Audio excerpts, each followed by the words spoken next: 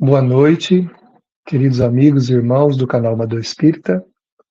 Estamos mais uma vez aqui nessa terça-feira para o nosso Saber e Sentir. Esse momento de reflexão, interiorização, para nos auxiliar não apenas no aprendizado, mas também a tranquilizar o nosso íntimo. Vamos orar para que a prece nos ajude a entrar na sintonia que nós necessitamos. Amigo Jesus, aqui nos encontramos, na tua presença amorosa, para rogar-te o amparo, o auxílio para esse momento. Envolva-nos a todos, a fim de que tenhamos a inspiração necessária para o compreender, para poder receber a mensagem que necessitamos para o nosso caminho, para o nosso entendimento. Obrigado, amigo querido. Obrigado, espíritos bondosos. Permaneçam conosco, não apenas nesse instante, mas por todo o sempre.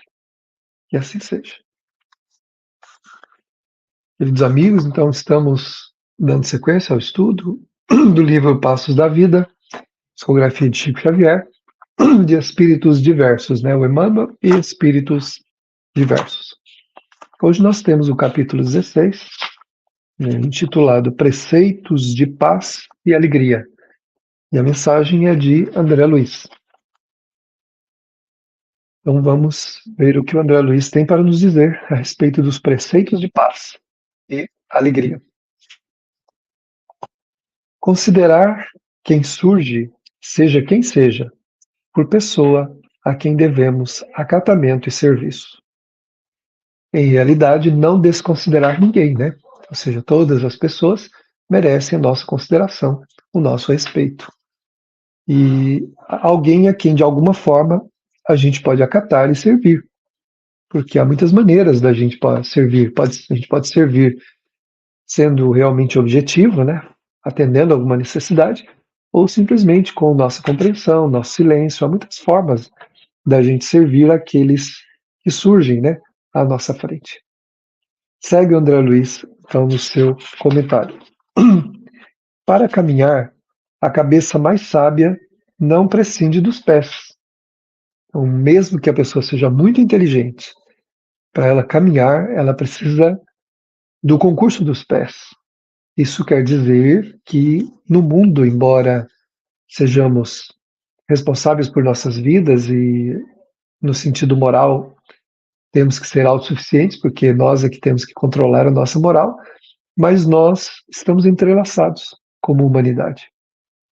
Não devemos desconsiderar as pessoas e não devemos deixar de dar a devida atenção àquilo que é importante nessa convivência. E nós não estamos no mundo sozinhos, estamos conectados com o mundo e as pessoas.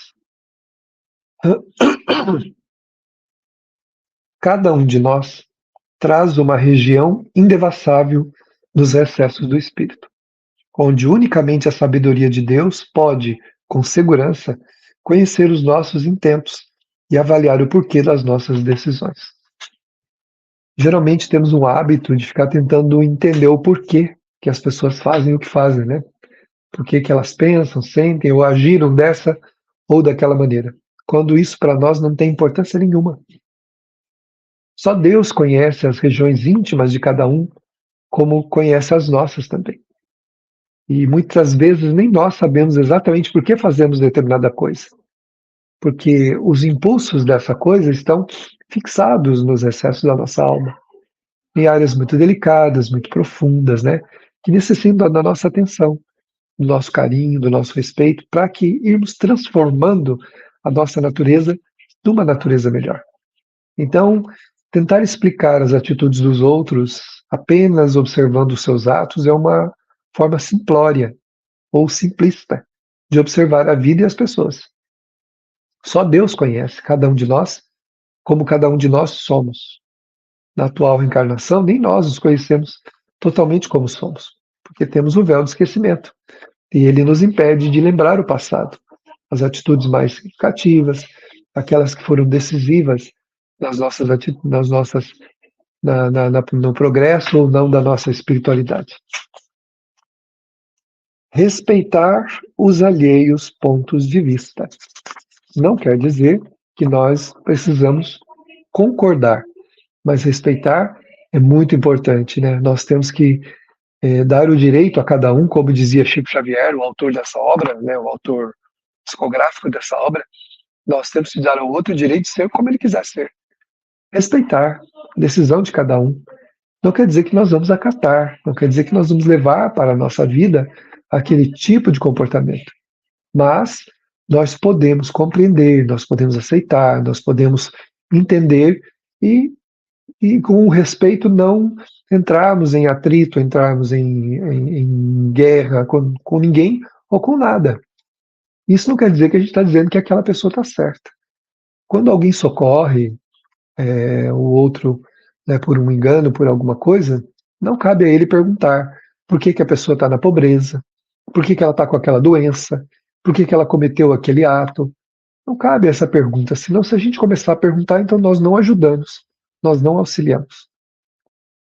Quando a pessoa chega ao hospital toda machucada, toda quebrada, o médico vai atendê-la prontamente.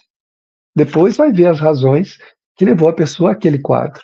Mas ele atende, ele socorre, ele atende aquela necessidade da pessoa. Então nós necessitamos aprender isso também, respeitar, né, como o Emmanuel coloca aqui para nós, o André Luiz, desculpe, respeitar os alheios pontos de vista. As pessoas têm o direito de pensar. Não quer dizer que nós vamos acatar. Se nós estamos numa instituição, essa instituição tem regra, a instituição tem um comando, ela tem normas, tem a condução espiritual. Se a pessoa, de alguma maneira, quer agir na contramão, nós vamos respeitá-la, mas não vamos adotar aquele comportamento. Mas não vamos execrá-la. Ela pode, inclusive, ser afastada de um trabalho, ser colocada numa outra oportunidade para que ela pense, para que ela mude, mas sem maltratá-la, sem direcionar nenhuma palavra de depreciação, que diminua, que humilhe a pessoa.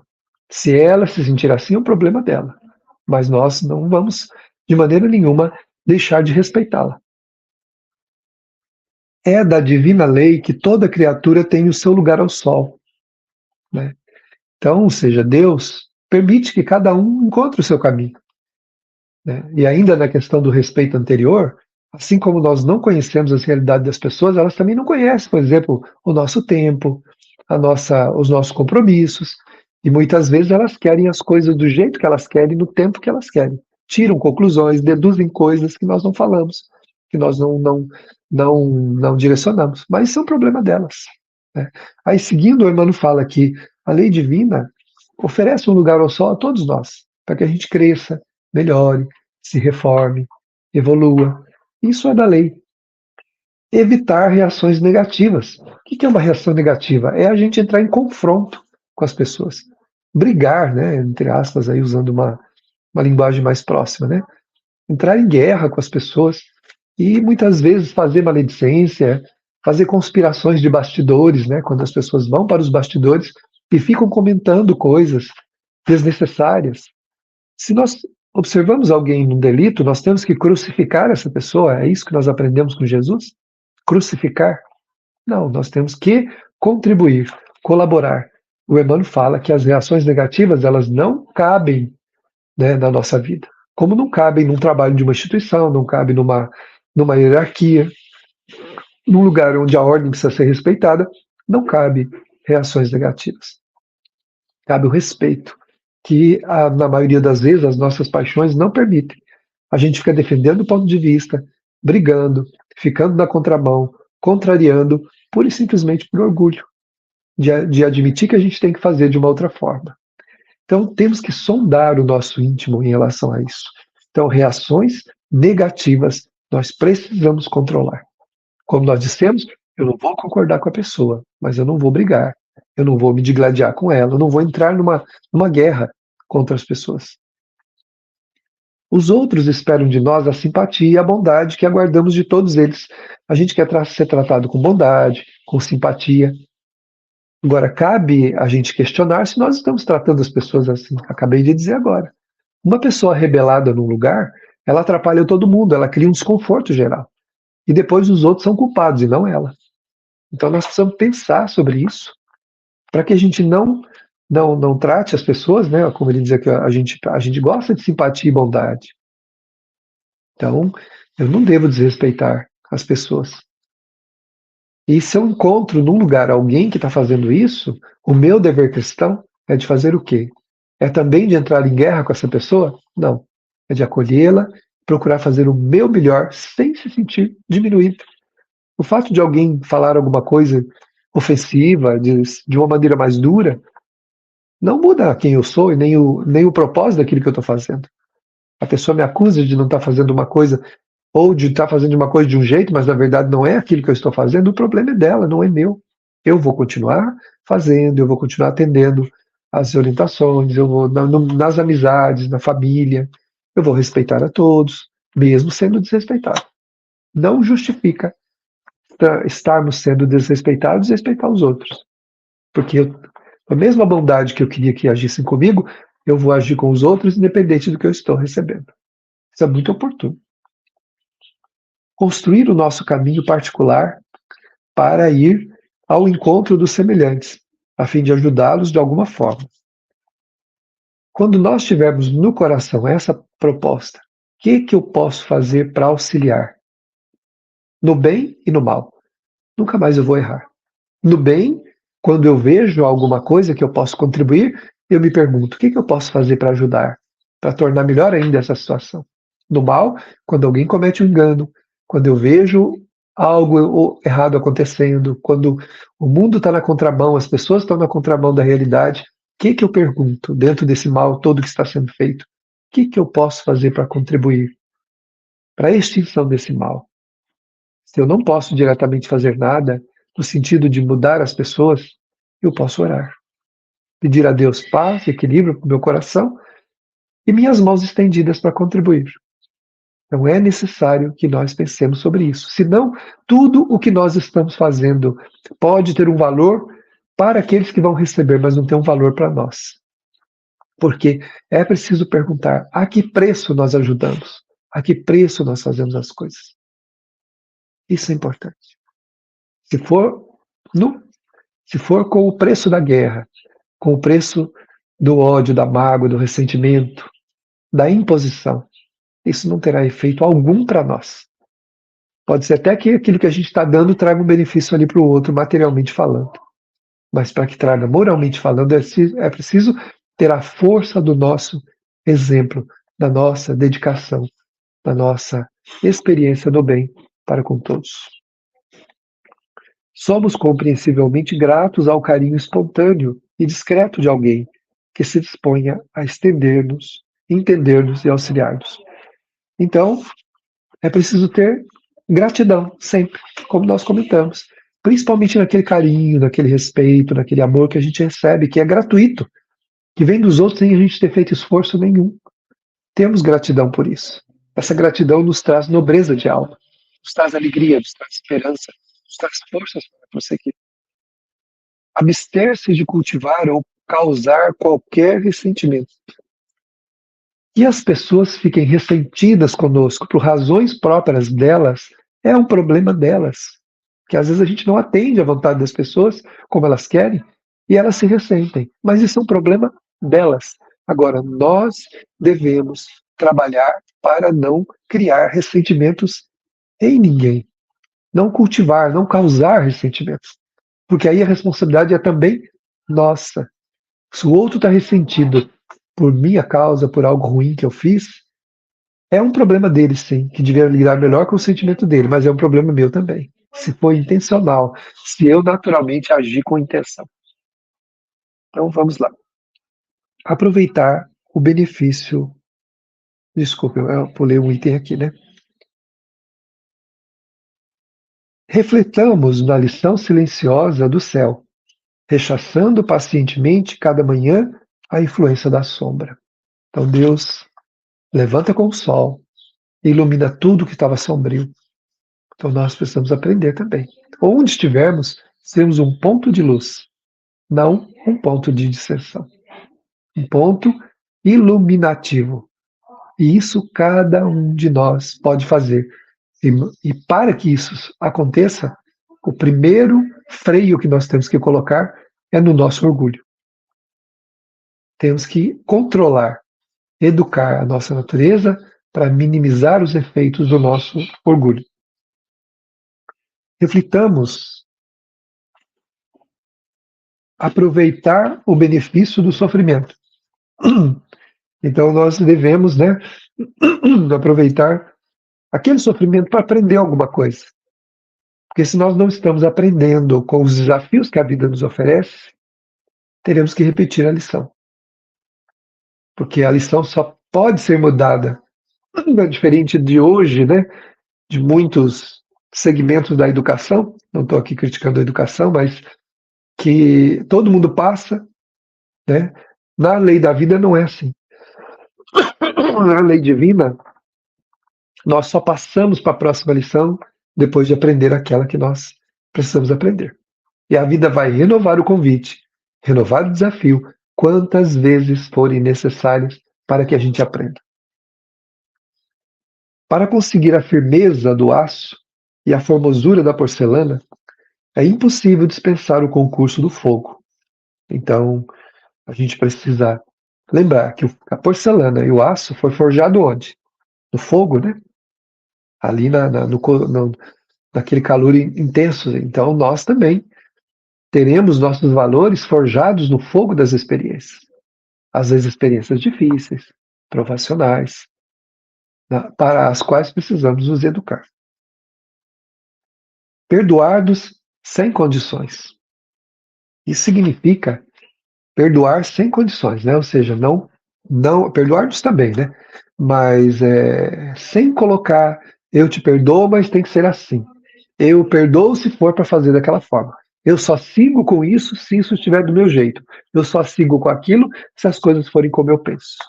Então eu não estou perdoando, eu não estou contribuindo e naturalmente estou mergulhando num poço de perturbação, de auto-perturbação, que vai me levar a grandes dissabores e grandes problemas.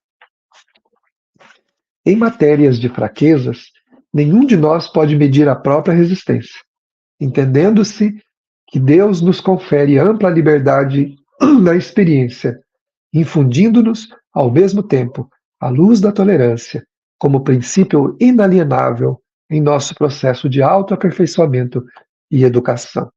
Então, em matéria de fraquezas, né, nenhum de nós sabe qual a resistência que tem. Então, quando julgamos o outro pelo procedimento dele, avaliemos a nossa vida.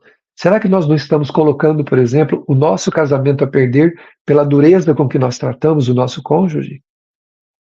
Pelo excesso de organização que nós temos nos ambientes que a gente vive, fazendo o outro ser não espontâneo, dono também daquele espaço, daquele ambiente, mas um hóspede ali. Aliás, fazendo um parênteses aqui, há lugares, por exemplo, como um hotel, onde a gente tem mais liberdade do que em casa, onde é tratado com rigor, absoluto rigor, por aquele que muitas vezes organiza e que diz, como eu organizo, então eu mando aqui.